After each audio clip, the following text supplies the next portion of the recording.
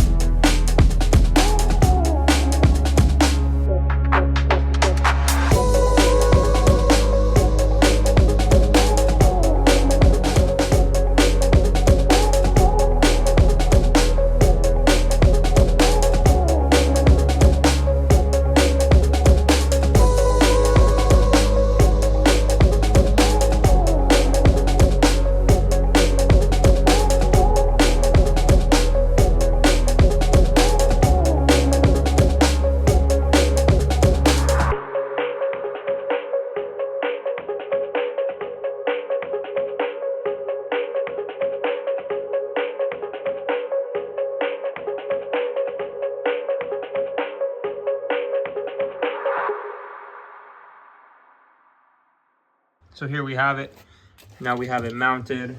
We have 2 bolts down there, 1 bolt, a nut going through that, not firewall, but that section. Now we need to remove this grommet right here and feed this wiring through.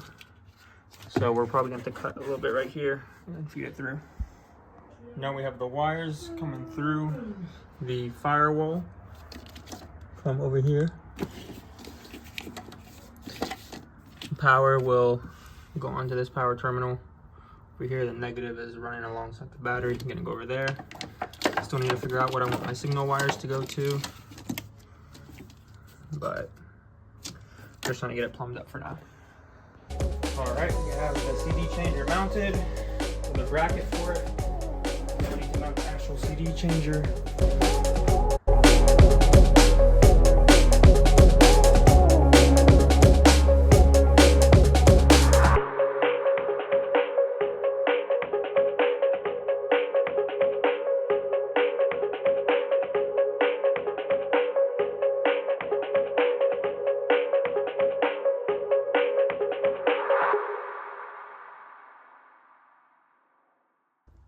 All right, we've got the wheel off, and if you can see in there, there's the 2 power steering lines. So it looks like a hex bolt. So let's find out the size and get a ratchet on it. All right, so once you get out the 8mm hex bolt from, hard to show you guys, but it's right over there. You should be able to just pull the lines out. All right, we got the lines out. This will focus. Lines are out of the car. You guys want to see them?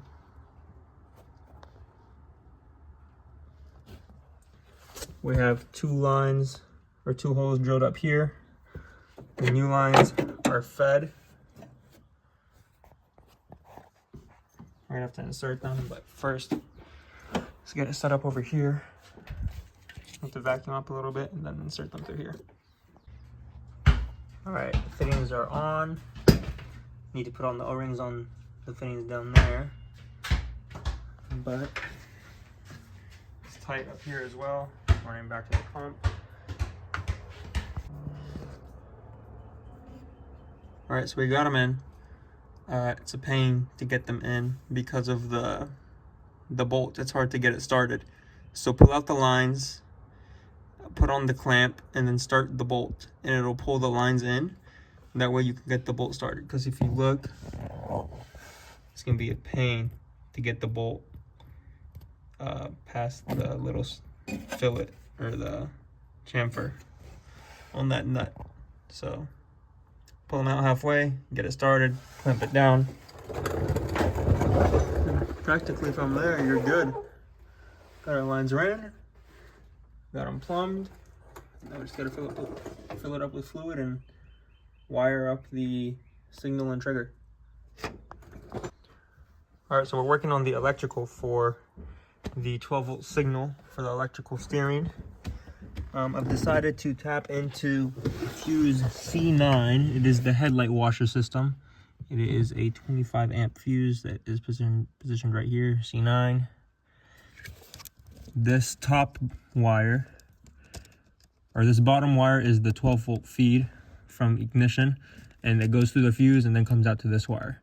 So we're gonna tap into this wire, run a new one. All right, we've got it tapped in. You can see here, got the heat shrink on it.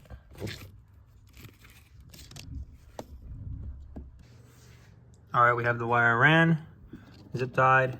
We merged these 2 wires together, heat shrink, soldered, and now they're just plugged in together, like so. It's a little bit difficult to do holding the camera, but kind of like that. You get the gist of it. It'll go all the way in. I might tape it up to some electrical tape around it just to keep it safe from the weather. But yeah, other than that, the wiring portion is done. I just need to hook up the positive and negative to the battery. Then this should be able to start up once I turn the ignition. We have it mounted again. Now we have 2 wires coming out, running along here, and they're gonna mount to a switch right here for the power steering pump. This is the second switch I got. The first one would stay closed all the time. There was no open, so the power steering pump would be on constantly. So I tested this switch, and in the off position it has OL, on position it has continuity, so we should be good now. So now it's finally working correctly. We have the switches, or the switch hooked up, wires. So as you can hear now, it's off. To flip the switch, it'll turn on.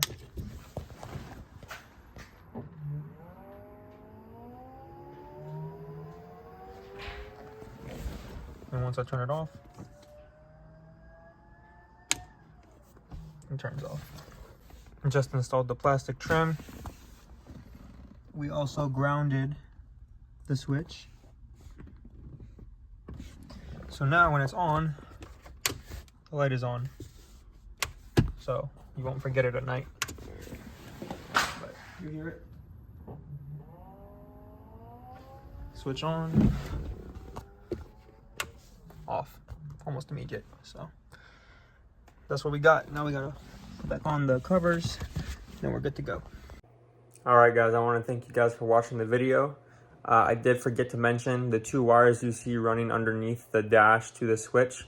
One of them is the feed coming from the fuse box to the switch, and the other red wire is going through the firewall, through the grommet hole with the master cylinder, and then running towards the power steering pump.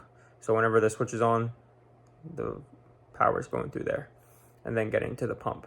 So thank you guys for watching. If you guys enjoyed the video, found it useful or helpful at all, please like, comment, share, subscribe. It helps out the channel tremendously. And yeah, we'll see you guys in the next one. Have a great day and good luck with your project.